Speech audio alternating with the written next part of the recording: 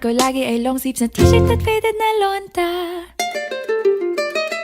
Pero noong makilala kita, nagbagong bigla ang aking timpla. Natutuwa ko na magpariban at mag-ahit ng kilay at least once a month. Hindi ko alam kung anong meron ka na sa akin ay nagpalambot ng bigla. Sinong mag-aakalang lalaki pala ang bibiyag sa tulad kong tigring gala.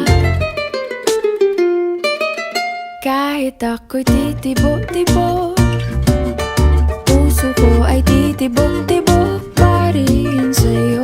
Isang halik mo lamang at ako ay tinatablan, at ang aking pagkababae ay nabubuhayan na para bang bulaklak na namumukadkad. Dahil alaga mo sa dilig at katamtamang sikat ng araw-araw mong pag-ibig sa aking buhay.